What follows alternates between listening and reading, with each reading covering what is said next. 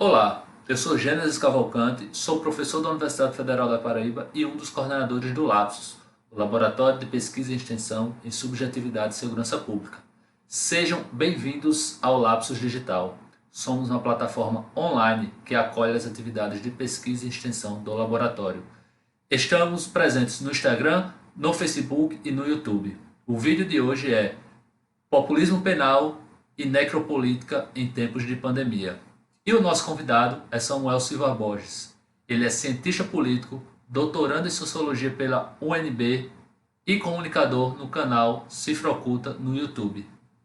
Com a palavra, Samuel Silva Borges. Eu atuo na frente distrital pelo desencarceramento, eu sou abolicionista penal, eu me considero militante e intelectual antipunitivista, eu uso minhas redes muito para tratar da questão político-criminal, mas também para tratar de questões macroestruturais em relação à esquerda e direita, a capitalismo e etc. O populismo penal é a junção dessas duas coisas que estão na expressão. Então, você tem populismo, então eu diria, uma forma discursiva populista, e o conteúdo dessa forma, que é justamente o punitivismo. E os ambos se refletem não só num discurso, mas também na prática, né, no funcionamento prático do sistema penal. Mas, enfim, eu definiria o punitivismo como uma ideologia que propõe que a insegurança pública, que a violência interpessoal na sociedade e tudo que se pode rotular como crime pode ser eficazmente combatido pela hipertrofia do sistema penal, por maior violência, por maior repressão. Em suma, que a violência é a resposta mais eficaz para coibir o comportamento indesejável. Então, assim, a principal característica dessa ideologia punitiva é o que a criminóloga Vera Andrade chama de eficientismo penal, essa ideia de que, olha, todo mundo que olha a nossa questão da segurança pública vê que tem vários problemas, porque a gente tem tanta questão de o funcionamento violento do sistema penal, mas que isso não consegue coibir a violência e a criminalidade de fato, né? Então a gente tem no Brasil uma média aí de 60 mil homicídios por ano, né? É muita coisa. Mas a questão do populismo penal e do eficientismo penal é que isso não deriva de uma questão estrutural do sistema penal, por ele ser estruturalmente ineficaz para garantir o que ele promete. É algo conjuntural, é algo derivado de uma suposta leniência do sistema penal, por ele não ser eficiente o suficiente, e ele vai ser eficiente o suficiente se a gente investir em mais violência por parte do Estado. Mas isso se traduz por, enfim, medidas reformistas punitivas. Então, você vai defender endurecimento da legislação penal, você vai defender, por exemplo, ano passado, excludente de licitude para as mortes decorrentes de atuação policial, né? Então, você flexibiliza as regras para o uso da violência policial. Você tem a pauta do armamentismo civil, então a noção de que cidadãos armados vão conseguir reagir ao crime, vão conseguir colocar medo nos criminosos, etc. Então, se você vê, a raiz da questão é sempre uma resposta de violência. A gente não tem a segurança porque a gente ainda não é violento o suficiente para, de fato, amedrontar os criminosos ou para, de fato, conseguir reprimi-los, incapacitá-los, exterminá-los, porque, no fim das contas, o sistema penal se trata de o poder de exterminar outras pessoas com uma chancela legal. A minha visão, por exemplo, a grande presença da questão criminal na mídia corporativa. Eu acho que os jornais eles fazem uma espécie de compensação, porque se eles precisam defender medidas que são elitistas na questão econômica, como, por exemplo, recente, tirar a aposentadoria dos pobres por uma questão fiscal. No outro momento, eles podem compensar isso se colocando a favor do povo contra esse inimigo interno que é o criminoso.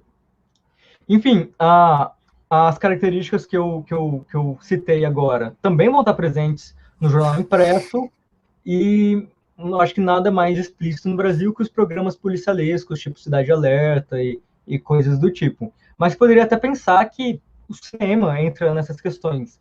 Eu gosto de comentar que, assim, o tema do crime e da vingança é um dos temas mais comuns em Hollywood, em séries, e tudo isso também ajuda a formatar uma concepção, um senso comum de que problemas de pessoas maléficas, pessoas que cometem práticas muito danosas, a resposta tem que ser via força, via violência, e não, de fato, pensar a complexidade que explica aquele comportamento, né? Então isso é disseminado em todas as mídias, não só a que trata com a questão factual, mas também a mídia de ficção.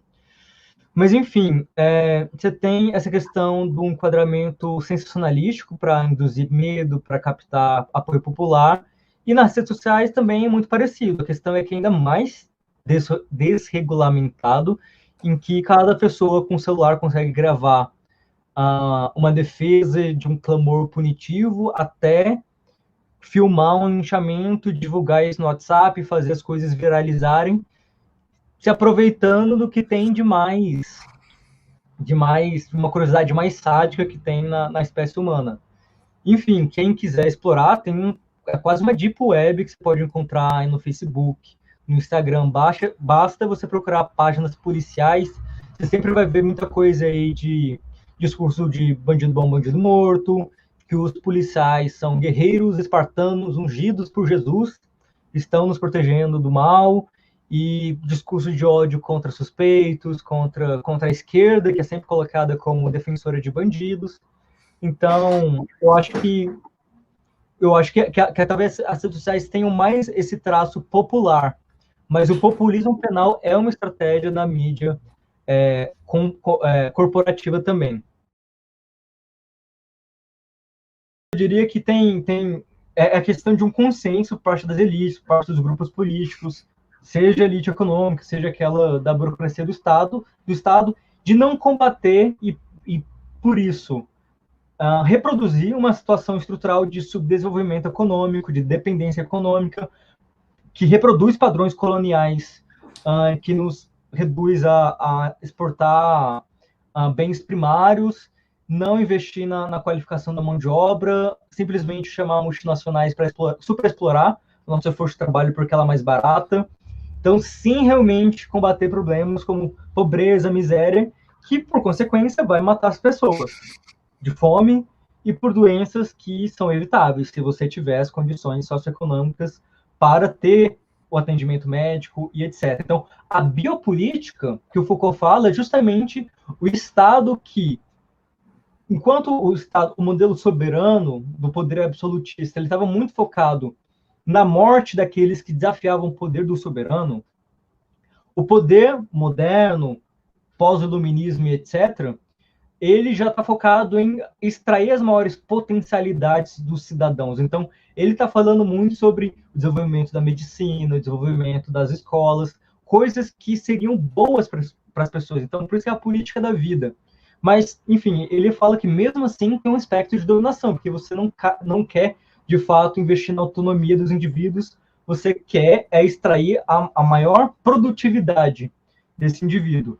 No caso da necropolítica, ela é predominante justamente nos países que foram colonizados, que até hoje são subdesenvolvidos, não por causa de uma falta de mérito, né? Não dá para aplicar a ideia de meritocracia, que é falha na visão da disputa dentro da sociedade. Ela também vai ser falha quando você analisa o caso dos países que são desenvolvidos e subdesenvolvidos, e você tem a necropolítica como modelo desses países subdesenvolvidos, porque já que eles não estão interessados num desenvolvimento social, em tornar o país uma potência tecnológica, etc., ele não vai investir tanto em saúde, ele não vai investir tanto em questão de escolaridade, etc. Ele simplesmente quer uma força de trabalho para os trabalhos menos sofisticados possíveis. Então, precisa de gente para cortar cana, precisa de gente para fazer trabalhos, enfim, serviços da qual você não depende de uma educação de nível superior. Então, para que o Brasil vai investir em universidade pública? Para aqueles que têm um projeto de um Brasil fazendão, agroexportador, etc., que foca em exportar soja, gado, e minério de ferro, realmente não faz sentido. E, por consequente, a gente se torna um país mais pobre, que vai ter menos recursos para lidar, para proteger a vida das pessoas. Então, esse, para mim, eu não sei se essa é a visão do Mbembe, mas essa, para mim, é o grosso da questão da necropolítica. Deriva de questões macroestruturais, coloniais, que condenam a alguns países ao subdesenvolvimento. Eu diria que essa necropolítica do sistema penal, ela está na letalidade policial, ela está na questão prisional, que também, enfim, poderia falar um monte aqui sobre a questão da precarização absurda que tem, mas dá para falar sobre essa política penal que foca na criminalização racista da pobreza e é cúmplice de uma lógica de um ciclo vicioso social que tem a marginalização socioeconômica, então a gente não tem desenvolvimento. Então, as vastas maiorias da população estão condenadas a uma baixíssima escolaridade e não conseguir se inserir bem no mercado de trabalho. Isso acaba fomentando uma maior atratividade a certos ramos da criminalidade. Então, por exemplo, você sempre vai ter um forte incentivo para a população periférica, para a população de favela, que pelo menos parte delas ingressem no tráfico de drogas, porque o tráfico de drogas vai dar muito mais retorno financeiro do que o trabalho informal, do que o salário de miséria que é fornecido no mercado de trabalho formal. Então, essas questões estruturais também vão levar as pessoas para alguns crimes, então, leva as pessoas para algumas facções, para gangues, e gera uma lógica de extermínio. Então, a gente não sabe, de fato, o que está na raiz dos nossos 60 mil homicídios anuais, porque a maior parte deles sequer é esclarecida, porque não é foco do nosso sistema penal. E por quê? É porque a maior parte das vítimas, a gente sabe que são de jovens negros.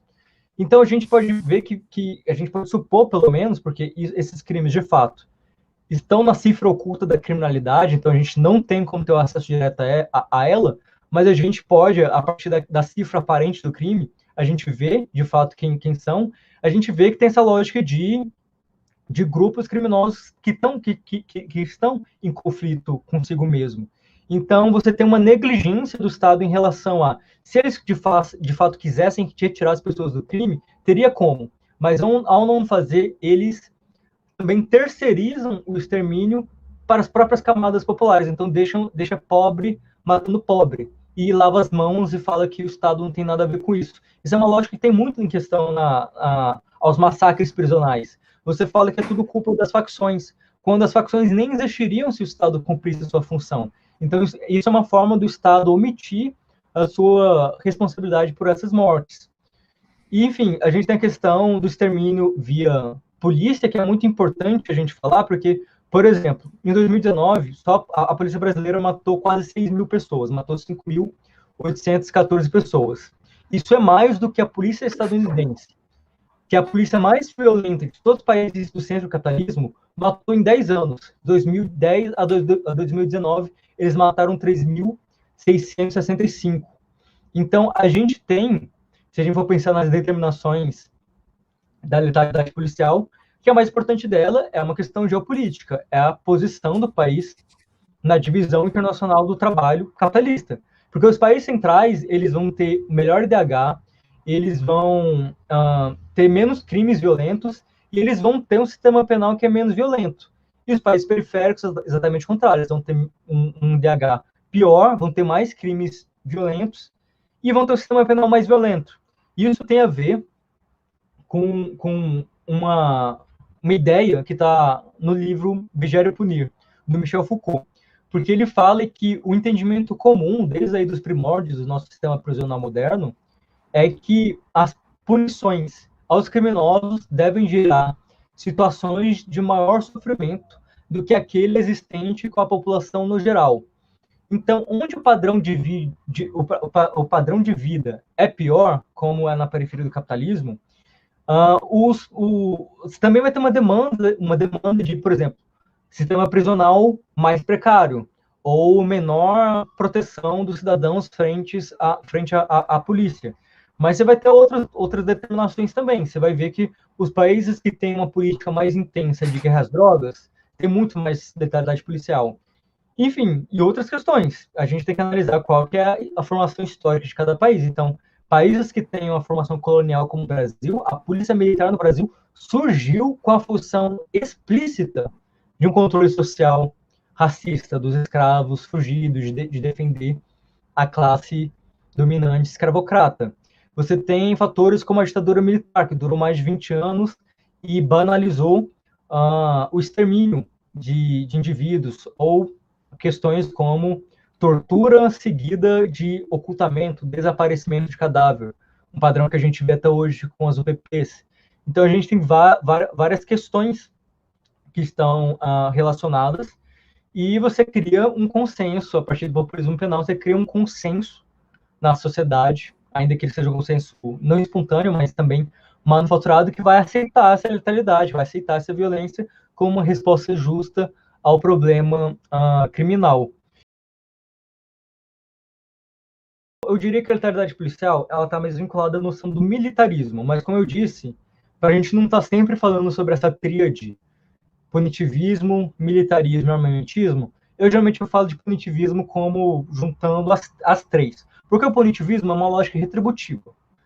Punição é isso, você vai retribuir algo percebido como mal com um outro mal. Então, você retribui uma violação ao bem jurídico com outra violação de bem jurídico. Então, essa lógica também está presente na questão da violência policial. Mas eu diria que o militarismo é uma ideologia de policiamento que equivale à questão do policiamento cidadão à lógica de guerra, à lógica de um exército que está combatendo inimigos. Então, a gente tem isso no Brasil muito forte. Por exemplo, na época da ditadura, você tinha um militarismo focado nos guerrilheiros. Então, eles eram inimigos eternos, uma ameaça direta ao Estado Nacional. Mas isso se renova nas décadas seguintes, a questão depois da ameaça vermelha, que também é uma questão assim totalmente vinculada ao imperialismo. O Estado norte-americano ele tem diretrizes políticas que elas são repassadas para as elites latino-americanas. Então, a questão das próprias ditaduras militares e do combate às guerrilhas na América Latina foi sempre uma junção de elites locais com apoio de inteligência, apoio material dos Estados Unidos. E logo depois das redemocratizações fajutas que a gente viveu, a gente tem uma mudança, já que você já não tinha essa ameaça do comunista, do guerrilheiro socialista, etc., você passa a falar muito de narcoterrorismo.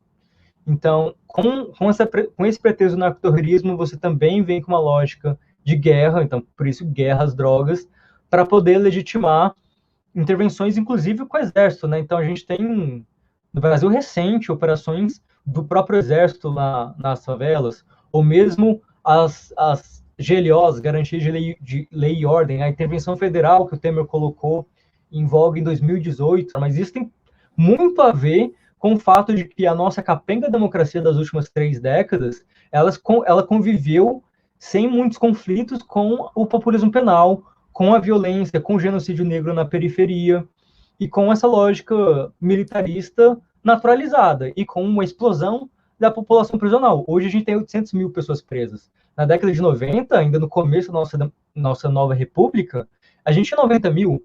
Então, se a gente pensar, a nossa democracia, ela, em vários níveis, ela intensificou a questão da letalidade policial, da violência prisional. Mas a lógica do inimigo, ela está muito focada na questão do tráfico, né? Então, essa visão de que o traficante é uma ameaça a toda a família de bem, então você tem todo um pânico moral em relação ao vício, à overdose, desconsiderando que a proibição ela aumenta a nocividade do uso de drogas, porque você não tem controle de qualidade, você não tem informações sobre um uso menos problemático, e, enfim, o que impera é a desinformação. Então, eu diria que precisa de uma agenda popular antipunitivista, que mostre para a população que a saída punitivista ela não garante a sua segurança, pelo contrário, ela piora elas. E, enfim, mostrar que, na verdade, ela é um sistema de dominação, principalmente dessas camadas mais vulneráveis, enquanto garante a imunidade dos grupos mais criminosos. Então, por exemplo, quem é que foi preso da empresa Samarco, que matou mais de 300 pessoas por causa de lucro? que eles sabiam que a barragem ia estourar? Quem é que está sendo preso do tráfico de armas, que é o tráfico mais prejudicial, porque sem armas você não teria tanto homicídio, tanta violência. Por isso que assim, eu defendo o horizonte de abolicionismo penal, mas eu acho que isso é impossível no capitalismo. Então, para o capitalismo, a minha agenda é de um minimalismo penal com inversão punitiva. Então, eu quero desencarcerar os grupos subalternos por crimes típicos dos grupos subalternos, então são crimes patrimoniais e de drogas, mas focar naqueles crimes que são mais danosos. Então, eu não defendo a gente parar de punir violência doméstica, por exemplo, ou estupro, ou latrocínio, ou homicídio, e etc. O que eu defendo é uma política de curto prazo que ela seja muito mais inteligente, muito mais investigativa, que foque realmente no crime organizado, que foque principalmente nos crimes dos grupos dominantes, dos crimes de colarinho branco, porque são eles que afetam muito mais pessoas. Existe sim uma demanda punitiva na sociedade, mas é porque a maioria das pessoas não sabe outra via. Qual que é a outra via antipunitiva? A gente está sendo eficaz mostrando ela? Porque, assim, quando a gente apresenta o cerne da nossa crítica antipunitiva, que é que o sistema é seletivo, ele é racista, a polícia mata demais, etc., a população periférica sabe disso. Então, a gente precisa mostrar que, enfim, trabalhar com o que a gente tem em comum e, a partir disso, desenvolver outras críticas. Né? Então, tem que fazer esse trabalho de base, mas também falta uma política de comunicação ampla. Então, por exemplo, isso é importante que a gente está fazendo, mas é importante que a gente consiga trazer esses discursos para um público que não seja tipicamente universitário. Eu acho que todos os intelectuais deveriam investir mais nisso. Eu acho que Fórum Brasileiro de Segurança Pública, Instituto Brasileiro de Ciências Criminais, todos eles deveriam focar muito na comunicação via redes sociais, porque pelas redes sociais a gente não alcança apenas estudantes. Eu torço para que isso se espalhe muito mais.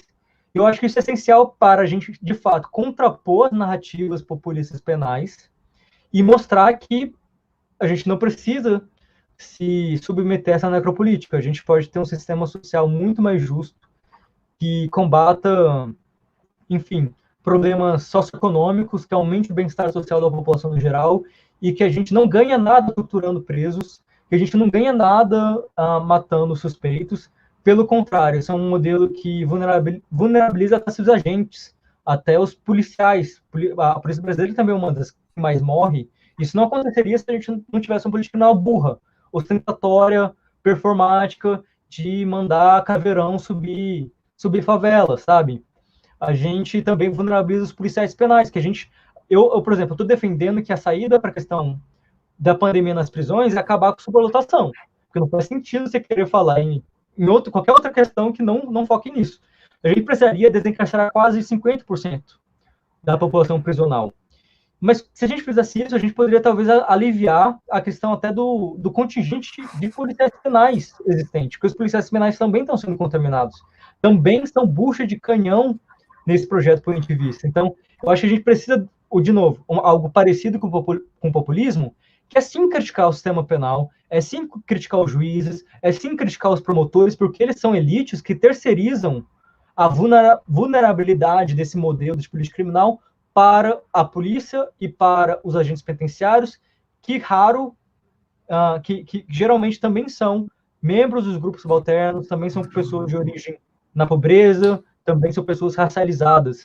Então, você tem essa dinâmica muito clara de elite e base. Então, eu defendo que a gente faça um discurso antagonista, sim um discurso muito crítico dessa democracia realmente existente, rumo a uma visão que seja diferente, a favor do poder popular, a favor de uma democracia que seja também uma democracia econômica, porque sem isso a gente não consegue lidar com os principais problemas da sociedade.